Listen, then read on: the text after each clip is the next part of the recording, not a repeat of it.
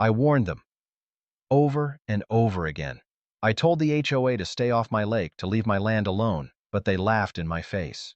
Then one day, they crossed the line. They built a luxury floating restaurant right in the middle of my lake, without my permission, without even asking. I tried letters, I tried lawyers, I tried to reason with them, but they ignored me. They thought I was powerless. So one night, I made a decision. I walked down to the old pump station and drained every single drop of water from Fresh Pine Lake. By sunrise, their multi-million-dollar project was sitting in the mud, cracked, broken, and sinking. The HOA went into chaos. Lawsuits, news cameras, neighbors turning on each other. And me? I just stood there, watching. Want to know how one man destroyed an entire HOA and why the world called me the Lake Avenger? Subscribe now, because this is a story you don't want to miss. They thought they could take my lake. That was the mistake. I'd lived at Fresh Pine longer than most of them had owned their houses. My uncle built this cabin in the 70s, hand-cutting beams and shaping every post by hand. The lake wasn't just scenery. It was inheritance, memory, blood. Sarah and I had been married on the bluff overlooking the water. Jake learned to skip stones off its glassy surface before he could ride a bike. And when they were gone, taken in an instant by a drunk driver on Highway 47, the lake became the only thing tethering me to this world. So when the HOA sent their first letter, a glossy, smug envelope with Fresh Pine Lakeside Amenities Initiative stamped across the front, I didn't think much of it. Some committees had too much time on their hands, that's all. But then came the surveyors. Two men in neon vests trampled my property line without so much as knocking, pounding flags into the earth near the south dock like they owned the place. I came out onto the porch with my coffee in hand and asked what the hell they thought they were doing. One of them, tall, angular, the kind of guy who practiced smirks in the mirror, didn't even look up. "Preliminary measurements," he said flatly. "For what?" He gestured toward the water. "The board approved a floating restaurant. Overlooks right here. Should be gorgeous once it's done." Something inside me went very still. "This is private property," I said carefully. "You're standing on it. Get off."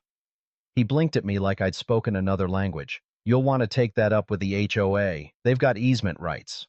That was the first time I heard that word, easement, but it sure as hell wasn't the last. By that evening, I had a copy of my deed spread out across the kitchen table, tracing every line, every boundary marker. Fresh Pine Lake wasn't theirs. It had never been. My uncle bought the land outright in 1974, lake included, and the county records backed me up. The next morning, I called the HOA president, Cheryl Blake. She answered on the second ring, her voice as sharp and polished as a glass shard. "Mr. Holloway, I assume you're calling about the improvements?" "Improvements?" I repeated. "You mean the restaurant you're planning to build on my lake without asking?" There was a pause, the kind where you know someone's smiling without seeing it. "Fresh Pine HOA has been granted authority to make decisions in the best interest of all residents," she said smoothly. "And our development team has assured us that the easement covers lake access." "It doesn't," I snapped. "I've checked the records. You don't have jurisdiction." "Then you should bring that up at the next board meeting," she said sweetly, and hung up before I could respond. That was the moment I knew this wasn't a misunderstanding. It was a war. The following week, trucks arrived. Big rigs with steel supports and floating platforms lined my private access road without so much as a courtesy notice. By day, contractors hammered away at prefabricated walkways stretching out over the lake. By night, the glow of work lamps reflected off the water like surgical lights over an open body. Neighbors stopped me on my evening walks. Some whispered their apologies, others avoided eye contact entirely, afraid of picking a side. But there was no middle ground here. Every morning, I stood on the dock with a thermos in hand, watching strangers drill into pilings I'd sunk with my uncle 40 years ago. I called Cheryl again, left messages, sent letters, nothing. And then one evening, a notice arrived. Fresh Pine Lakeside Amenity. Mandatory resident contribution, $1,750.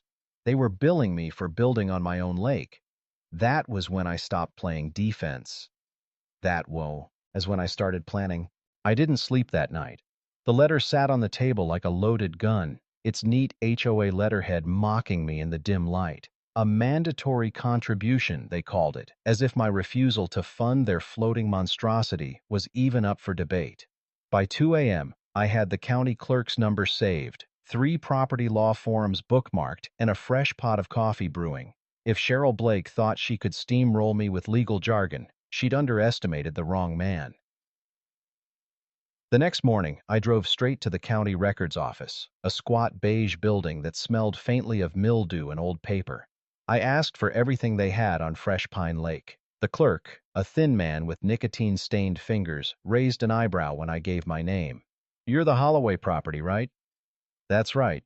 He sighed and slid a stack of files across the counter. "Been getting a lot of requests about your land lately." I flipped through the documents, skimming survey maps, zoning approvals, tax assessments. And there it was, my deed, clean and clear, stating in black ink, title includes exclusive ownership of Fresh Pine Lake, herein defined as full surface, subsurface, and associated water rights. Exclusive, no easements, no exceptions. They were bluffing. But a bluff doesn't matter when people start pouring concrete. That Saturday, I attended the HOA board meeting for the first time in a decade. The clubhouse was packed, the air heavy with the cloying smell of cologne and entitlement.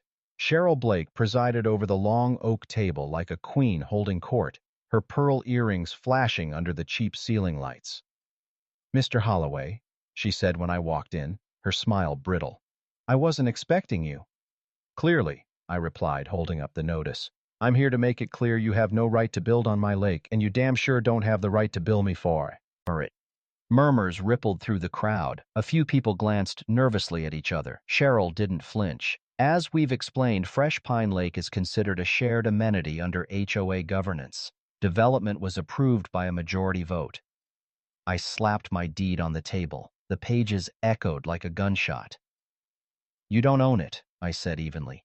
"I do, and I will bury you in injunctions if one more nail touches my shoreline." That wiped the smirk off her face for exactly 3 seconds. Then she leaned back, crossed her arms, and said, "You can try, Mr. Holloway, but by the time your lawyers finish filing, the restaurant will already be open for business." That was when I realized the truth.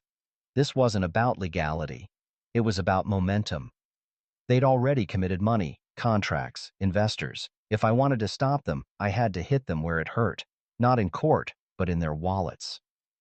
Over the next 2 weeks, I started digging. Financial filings, board minutes, investor names. The deeper I went, the dirtier it got. Cheryl had pushed the restaurant through without full resident approval, leaning on a technicality in the HOA bylaws that most people didn't even know existed. Worse, the development company she'd hired wasn't a third party. It was run by her brother-in-law. She wasn't just arrogant, she was greedy. I thought that might be enough to turn the neighborhood against her, but I underestimated how little people cared when there was wine on tap and an exclusive lakeside dining experience on the horizon. The construction didn't stop. Neither did I. I spent long nights in the cabin, poring over my Uncle James's old infrastructure plans. That was when I found the detail that would change everything. The lake wasn't entirely natural. In the 70s, Uncle James had reinforced the basin and built a hidden spillway system beneath the southern bluff. It connected to a buried gate valve, a gravity-fed channel leading half a mile into the wetlands beyond. A single turn of that valve and I could lower the lake by inches a day, maybe faster if I opened it wide. The thoughts simmered in my mind like whiskey heat, dangerous and intoxicating. But I wasn't ready to act, not yet. First, I needed them to see me lose. I needed them to believe I'd been beaten, because that's when people make mistakes. The floating restaurant opened 2 months later. It was obscene, all glass and steel perched on the water like a gaudy crown. On opening night, string lights glimmered across the surface as jazz music drifted through the air. Laughter spilled from the decks, champagne corks popped, and for the first time in years, Fresh Pine Lake didn't feel like mine anymore. I watched it all from my porch, silent. Cheryl was at the bar, surrounded by investors, her lipstick-red smile brighter than the floodlights. She toasted them, no doubt celebrating what she thought was her victory. But she didn't know about the vault beneath the bluff. She didn't know the lake's deepest secret. She didn't know I was done playing by her rules. I waited. Patience had never been my strength, but this wasn't about patience. This was about precision. Every predator knows you don't lunge until the prey stops watching you. For weeks after the grand opening, I made myself scarce. When neighbors passed me on the county road, I smiled, waved, even muttered a congratulatory, "Looks like fresh pines finally on the map." I wanted them comfortable. I wanted Cheryl complacent. But in the shadows, I prepared. I spent long hours under the southern bluff, flashlight clamped between my teeth, crawling through Uncle James's old maintenance tunnels. The valve was there, exactly where the plans said it would be. A massive iron wheel coated in rust, untouched for decades. When I placed my hands on it, I could feel the cold bite of metal through my gloves, like the thing had been waiting for me. I turned it an inch, just to test it. The wheel groaned, dust raining down, but it moved. The next morning, I checked the lake level against a stone marker near my dock. Exactly the same. Perfect. No one could know. Not yet. Meanwhile, the restaurant thrived. Cheryl strutted around Fresh Pine like a queen. Every Friday night, the HOA's newsletter hit mailboxes full of photos from themed dinners, wine tastings, and jazz nights by invitation only. The arrogance dripped off the pages, but the cracks were already showing. The investors were louder now. I overheard them one evening while gassing up my truck at the station. Cost overruns are insane. Cheryl promised us exclusivity, and now half the county's dining here for free. They don't even have full permits for the septic system. I smiled into my coffee cup. A floating restaurant without proper environmental clearance? That wasn't just sloppy, that was ammunition. I started collecting evidence. County files. Photos of illegal waste pipes draining into my lake. Recordings of board members discussing retroactive permits. Every night, I sorted it all into neat little folders labeled with names, dates, and violations. I didn't plan to use them yet. No, I wanted Cheryl to hang herself first, and she did. 2 weeks later, the HOA sent me another notice. This one wasn't about shared amenities or voluntary integration. It was a bill. $14,287.50. My contribution to the restaurant's second phase expansion, a live music deck and water taxi service. That was my breaking point. I turned the valve for the first time that night. Half a rotation. The sound was deafening in the tunnel, a deep, guttural roar as unseen channels woke from 40 years of silence. Water thundered into the hidden spillway, carving its way through old stone veins. Back on the dock, I watched. Shed as tiny ripples licked against the posts. It was subtle, imperceptible to anyone else. But I saw it. I felt it. The lake was bleeding, and I was the one holding the knife. Over the next 3 weeks, I drained it slowly. An inch here, 2 inches there. Subtle enough that no one suspected. People assumed it was just a dry season. But Cheryl noticed. At the next board meeting, she stood in front of her little empire and blamed everyone but herself. "We need irrigation mitigation," she snapped, slamming papers on the table. "Evaporation levels are higher than projected. It's a temporary setback." Investors frowned. HOA members whispered. I sat in the back corner, silent, sipping burnt coffee from a styrofoam cup. Temporary, I thought. Keep telling yourself that. The first real panic came when the restaurant started listing. Just a little, but enough for diners to notice their wine glasses sliding across tables. Photos hit social media. Rumors spread. By then, I'd drained nearly 4 feet. But I wasn't finished. Not yet. One night, under a pale harvest moon, I stood in the maintenance tunnel with both hands gripping the valve. My palms burned, my arms ached, but I kept turning. The roar in the darkness became deafening, a monster unleashed after decades in chains. By sunrise, the floating restaurant wasn't floating anymore. The supports groaned, tilted, and finally sank into thick, black mud. The pictures hit Facebook before noon. By nightfall, the investors were calling emergency meetings. By the next morning, Cheryl was at my door. Her makeup was smeared, her pearl earrings gone. "You did this!" she hissed, pointing a shaking finger at me. I sipped my coffee, leaning against the doorframe. I warned you, I said. This lake isn't yours. Her voice broke. You'll regret this. I smiled. No, I said softly. You will. The HOA struck first. 3 days after Cheryl stormed off my porch, I woke to the sound of tires crunching on gravel. When I stepped outside, 2 sheriffs DPU. Ties were waiting by their cruiser, hands resting on their belts. One of them, a tall guy with a buzz cut and mirrored sunglasses, handed me a folded sheet of paper. Mr. Holloway? Yeah. You've been served. It was a cease and desist order. The HOA claimed I had intentionally sabotaged community property and caused catastrophic financial damages. They demanded $2.4 million in restitution. I almost laughed. Instead, I signed for the papers, thanked the deputies, and closed the door. Then I sat down at my kitchen table and opened the manila folder labeled HOA Violations. They had no idea how deep this went. The next week was a blur of phone calls, filing requests, and strategy sessions. I hired a local environmental attorney named Grace Kim, a sharp-witted woman with a calm voice and a habit of dismantling egos like they were origami. When I showed her the photos of the illegal septic drains, she whistled softly. They dumped directly into the lake? Yep. And you have water samples? I nodded. Tested last month, nitrates are 4 times above legal limits. She smiled without humor.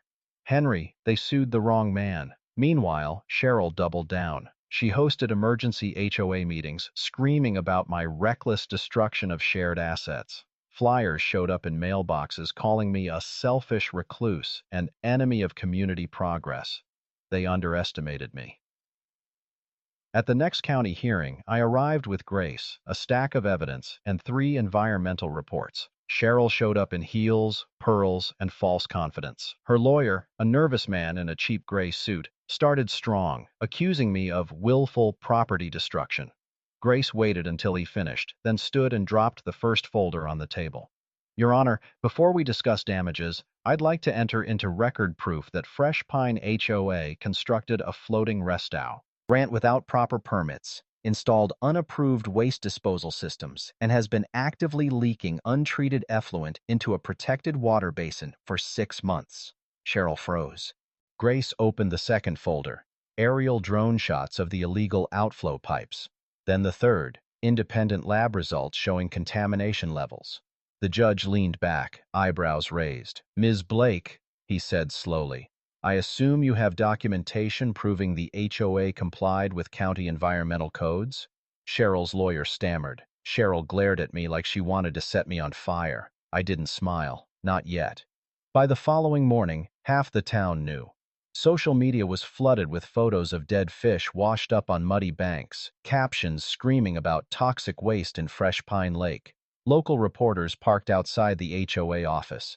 Investors started pulling out. The restaurant closed temporarily. I wasn't done.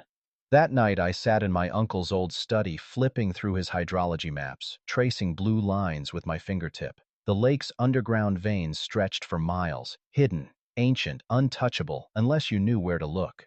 I knew every single one. If Cheryl thought draining the lake was bad, she hadn't seen anything yet. I could reroute the entire basin if I wanted to, turn Fresh Pine Lake into a cracked bowl of earth for years. But part of me hesitated. Not because I cared about Cheryl or her board. No, this was about the lake, about Sarah, about Jake, about the quiet sanctuary they'd stolen. I whispered into the stillness, like I always did when the grief came in waves. Tell me when to stop, Sarah. No answer came, so I kept planning. 2 days later, Cheryl showed up again, this time with backup. 4 HOA board members, 2 investors, and a man I didn't recognize. Clean cut, expensive suit, shark eyes. He introduced himself as Victor Kane. Mr. Holloway, he said smoothly, I represent Kane Development Group. We finance the Fresh Pine project. He smiled like a predator showing teeth. I think we can come to an arrangement. Cheryl looked smug again, like she'd summoned a warlord to put me back in my place. I leaned against the porch post, arms crossed. This lake isn't for sale, I said. Victor's smile didn't waver. Everything's for sale. I met his gaze without blinking. Not this, I said. His smile faded. For the first time, I saw something flicker in his eyes. Irritation. Maybe even fear. He didn't know it yet, but he'd just declared war. The first shot in our quiet war came at dawn. I woke to the rumble of machinery. Deep, metallic, hungry. When I stepped onto the porch, mist curled off the lake like breath, and through it, I saw them. 2 excavators, 3 dump trucks, and a half-dozen men in neon vests had parked at the southern bank. Victor Kane was there too, standing on the hood of a black SUV, pointing at my land like a general mapping a battlefield. I grabbed my boots, my jacket, and my camera. By the time I reached the site, a construction foreman was barking orders. "You're trespassing," I said flatly. He didn't even look up. "We've got authorization." I held up my phone and started recording. "On my property?" That got his attention. He stopped, frowned, then looked at Victor. Victor walked over slowly, that same reptilian smile on his face.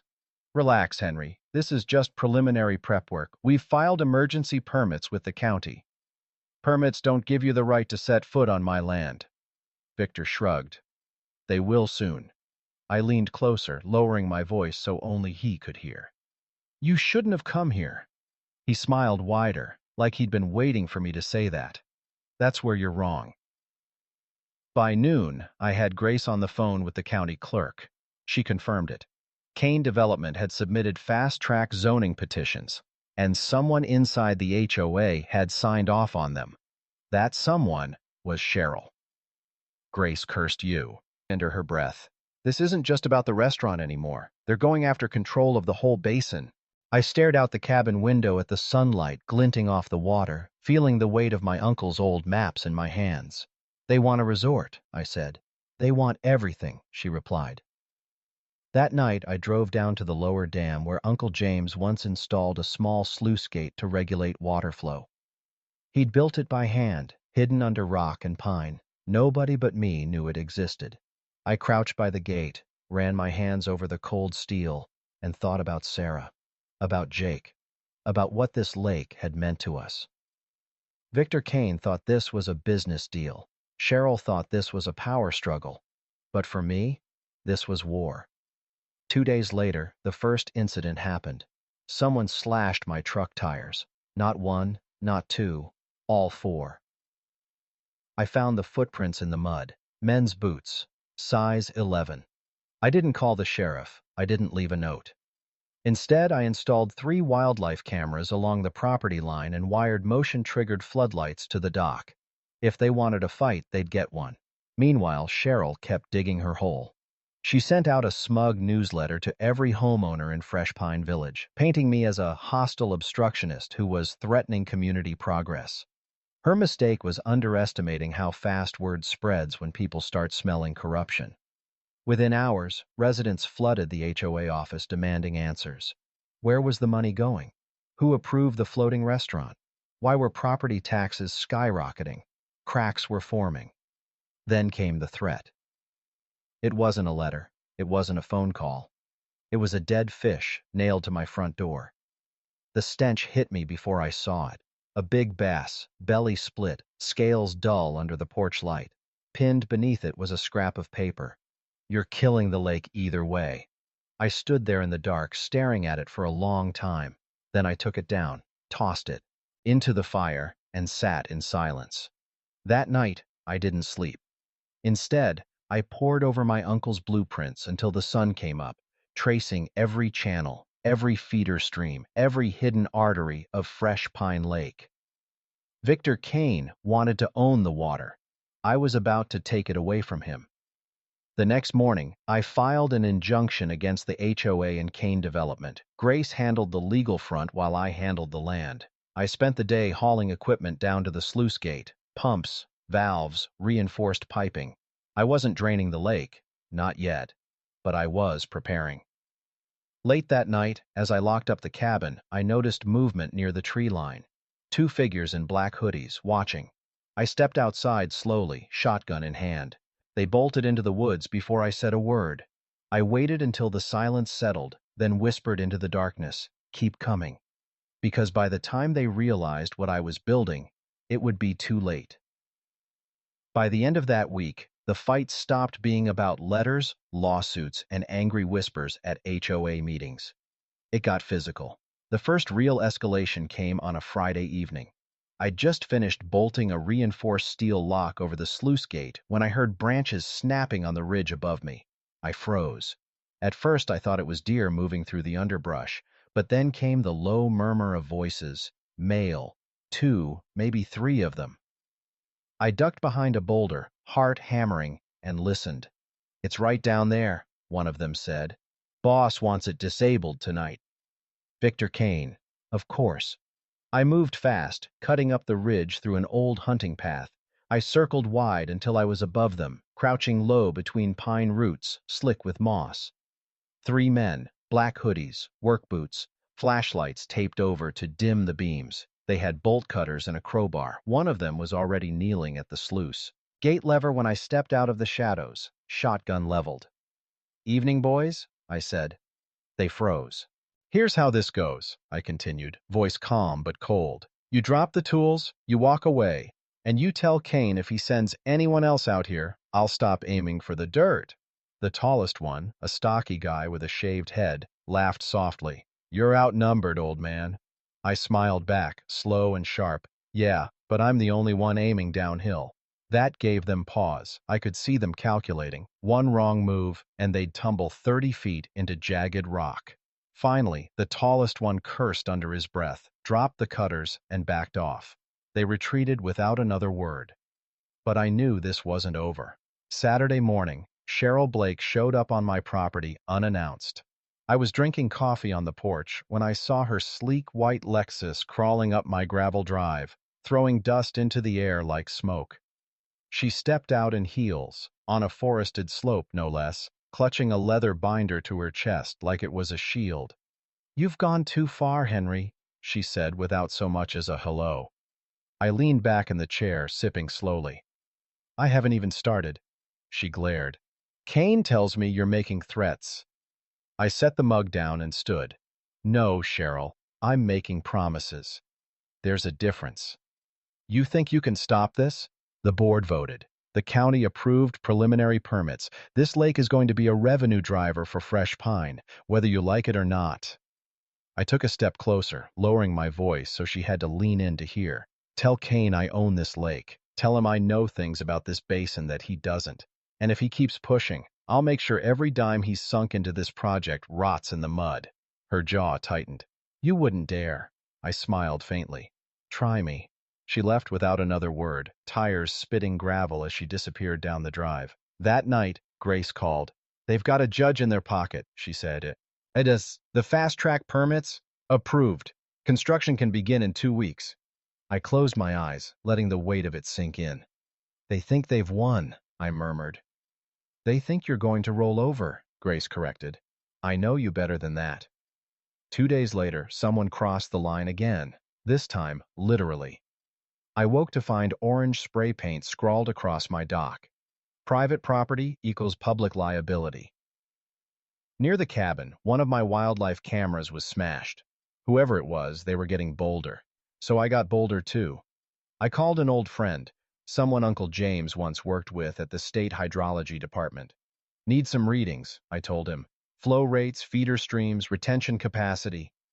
He hesitated. "What are you planning, Henry?" "Just options," I said.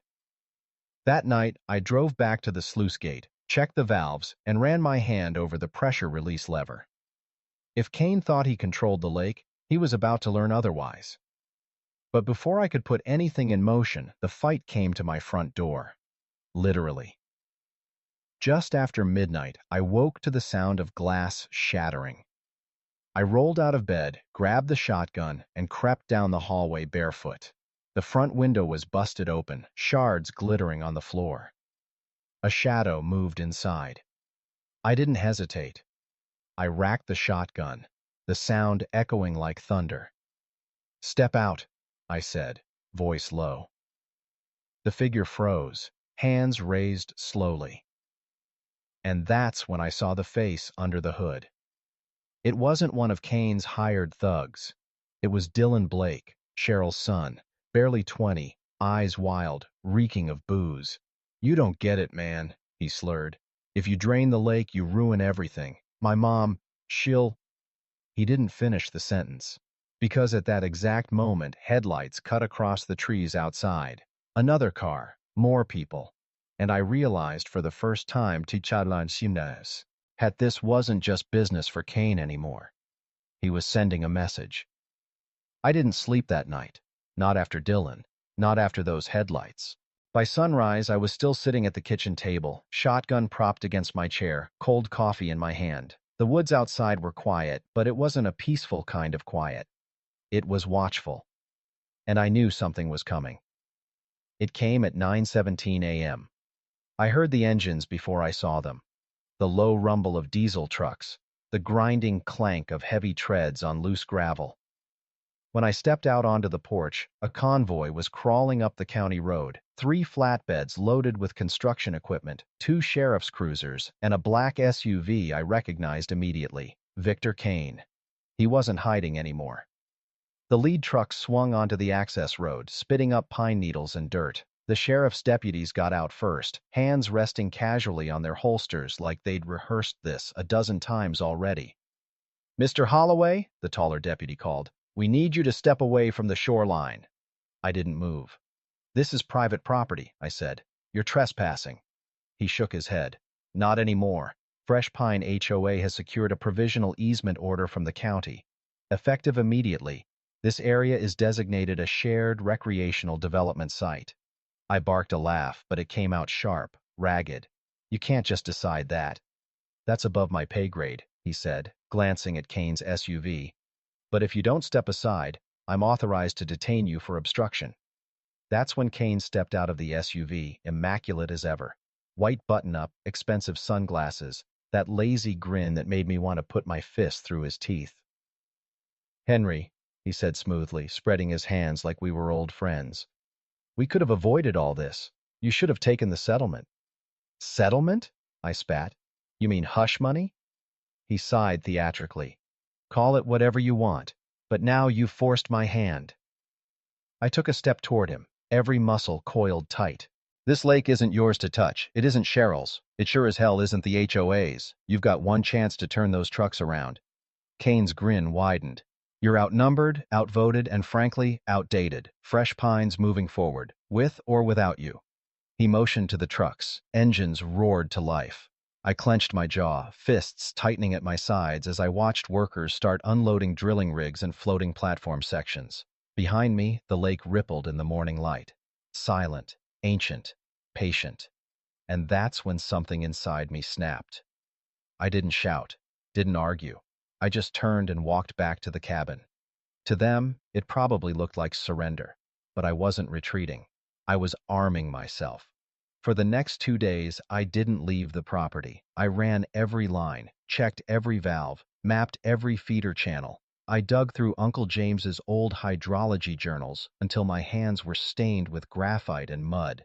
What Kane didn't understand, what no one on that board understood, was that this lake wasn't just a hole full of water. It was alive. It breathed through underground veins older than Fresh Pine itself. And Uncle James had designed the sluice system to be integral to that natural rhythm. If I opened the gates at the right moment, during peak snowmelt, I could lower the lake by 4 feet overnight. 4 feet was enough to make Kane's entire project unworkable. On the 3rd morning, just before dawn, I walked down to the gate. Mist clung to the surface of the water. The air was sharp with the smell of wet pine and silt. I placed my hand on the old steel lever and whispered, "Sorry, Uncle James." Then I pulled. The sluice screamed as it opened. Within seconds, a roar filled the air as water surged into the lower channels, rushing toward the hidden river veins that fed the valley below. The lake began to drow, almost immediately. By noon, Kane's crews noticed. I heard shouting across the shoreline as workers waded knee-deep, trying to stabilize the floating platforms. Orange buoys listed sideways as the waterline receded, exposing the muddy basin beneath.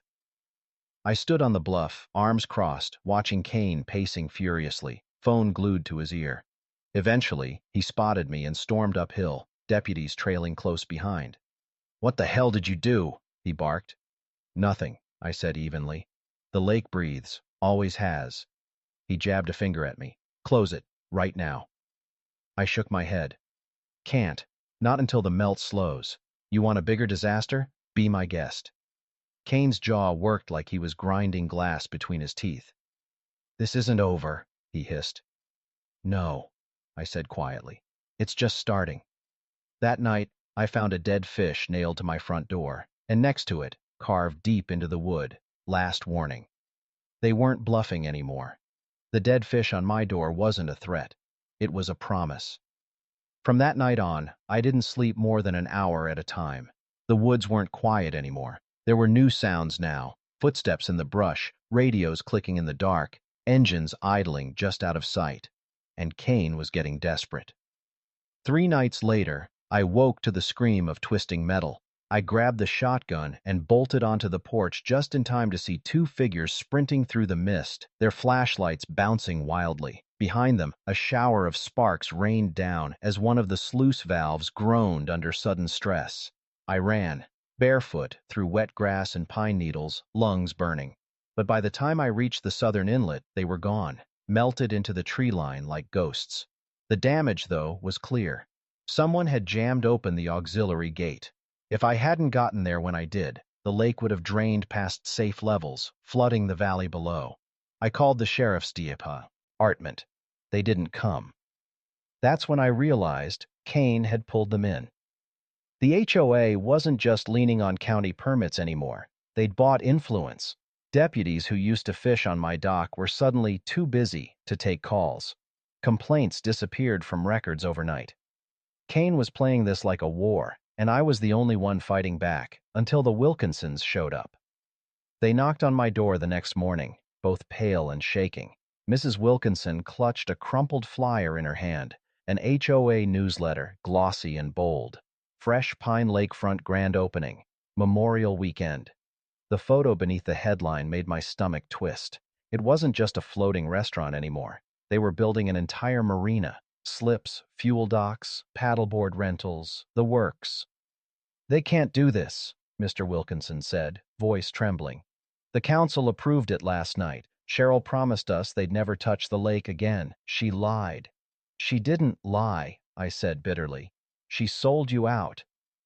That was when Mrs. Wilkinson looked up at me, tears welling. "They've started harassing us," she whispered. "Last night, someone slashed our tires. We're scared, Henry."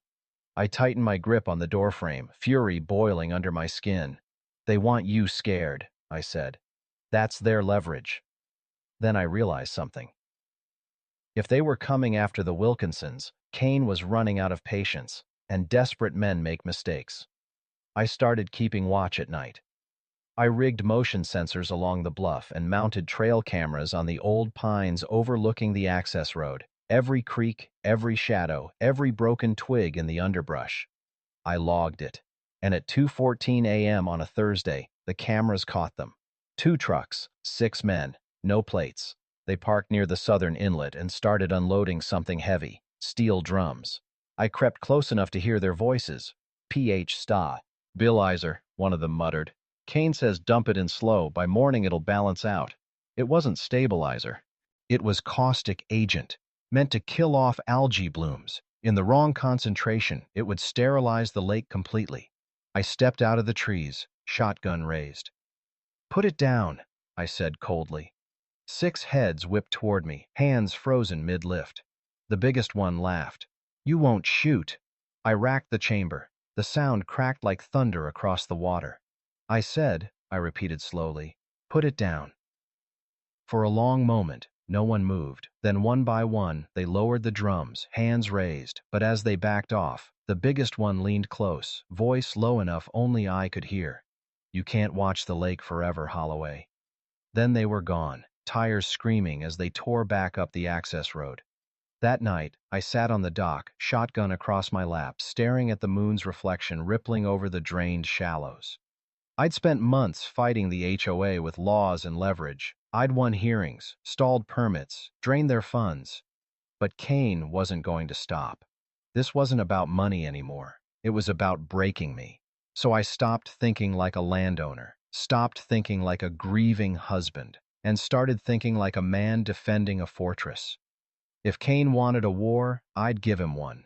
But the lake was my weapon. I pulled Uncle James's blueprints out again.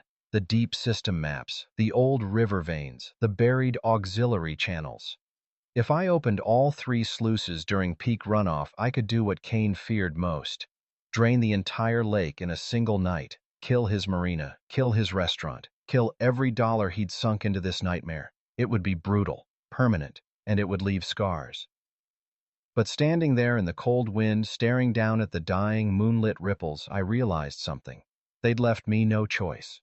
I was done playing defense. The storm rolled in without warning. Thunder growled low across the basin as I tightened to the last valve on the old sluice controls. My hands shook from exhaustion, from adrenaline, from the knowledge that once I turned that wheel, there was no going back. The plan was simple. Open all three gates at once. Bleed the lake dry. Destroy Kane's dreams in one night. Uncle James had warned me about this system in his journals.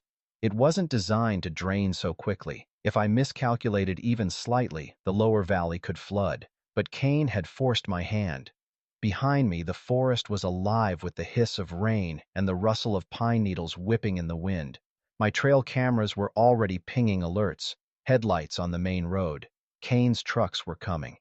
I had maybe 30 minutes. The confrontation. I hauled the wheel into motion, metal groaning, deep beneath my feet. The first sluice gate screamed open, and I felt it, the deep primal pull of water rushing away from the basin.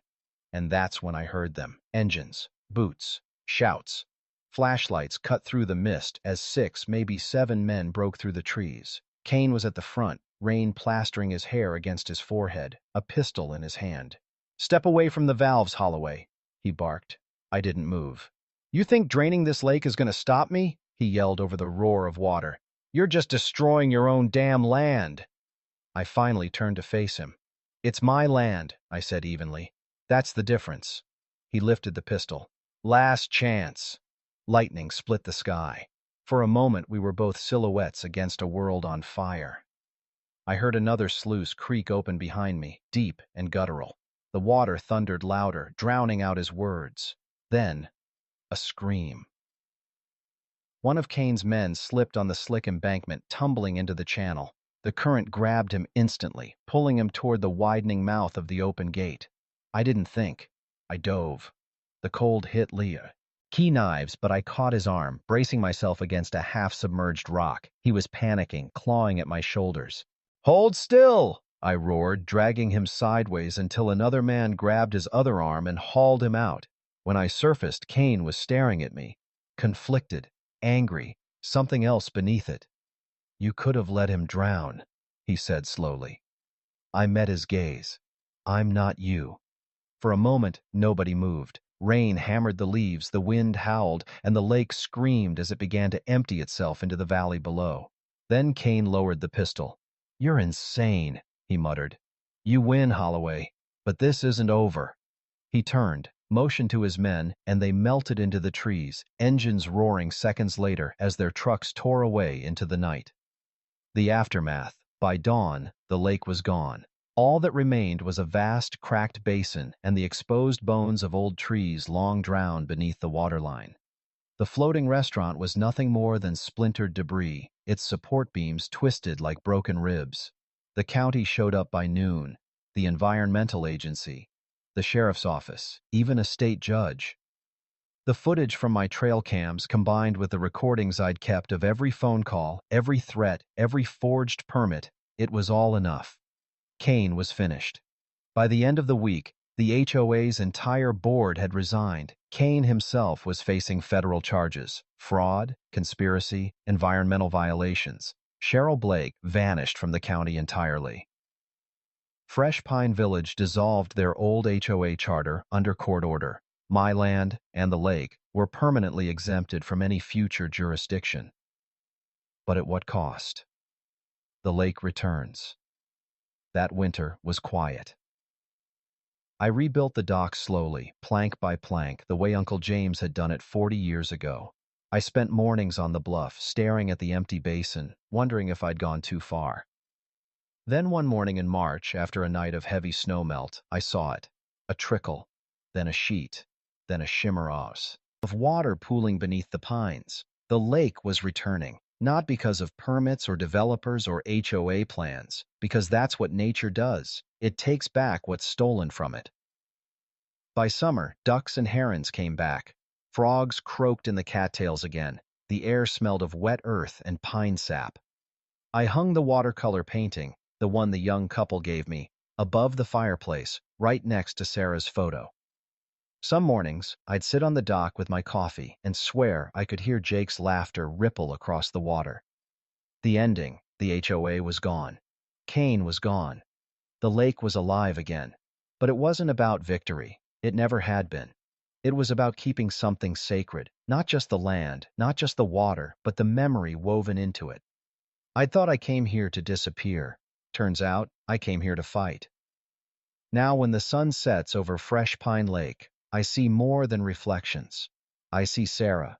I see Jake. I see the life we built and lost, and the piece of it I saved.